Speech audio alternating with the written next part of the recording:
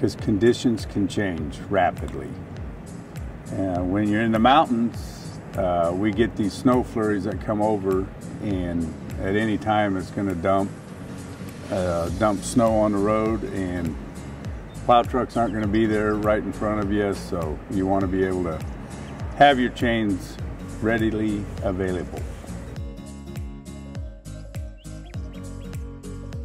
We don't have the stacking capacity up there for the volume of traffic, and so what happens is it plugs it up, and then once the highway gets plugged up, we can't get our plow trucks through.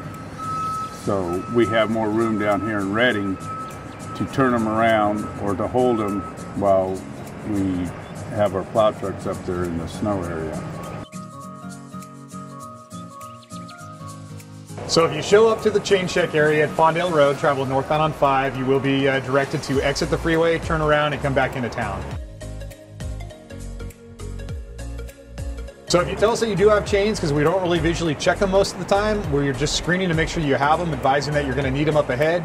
If you do make it up to the chain check area and you do not have chains, you can be cited for for basically passing the chain check area and not having those chains in your possession. So you could be cited if there's an officer there, but most likely if there's not an officer there, yeah, you're definitely going to be told to exit, usually around Pollard Flat, and you're going to have to drive all that long distance back into Redding. So what qualifies as a traction device? There's many different ones out there. So you have the chains, number 1. Then you have the socks, number 2. And then there's also other couple newer designs that are out there. Just check our website, and it'll cover most of all what tire traction devices are allowed. Any vehicle, that doesn't matter if you're a 4-wheel drive and you pass that sign and it's only required for like semi-trucks or 2-wheel drive cars, the speed limit is 35, but everybody has to carry chains, even 4-wheel drives. And so we get that question too about if your vehicle is not allowed to have chains on it, you're not allowed to pass that chain check area, and you're gonna have to turn around and come back into town.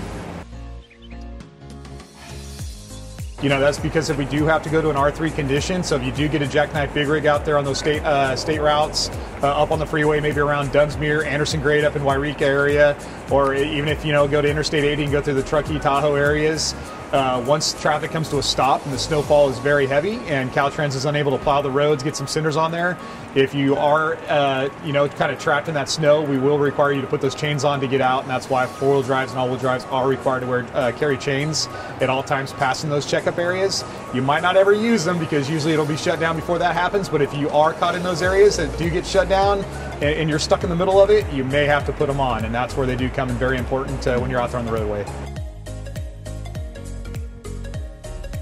As what you see on the cameras doesn't always show what's on the road. So we want to make sure that you have chains before you get up into the higher elevations.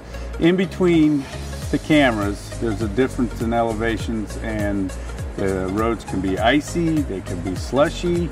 So we want to make sure that you are prepared by the time you get up there.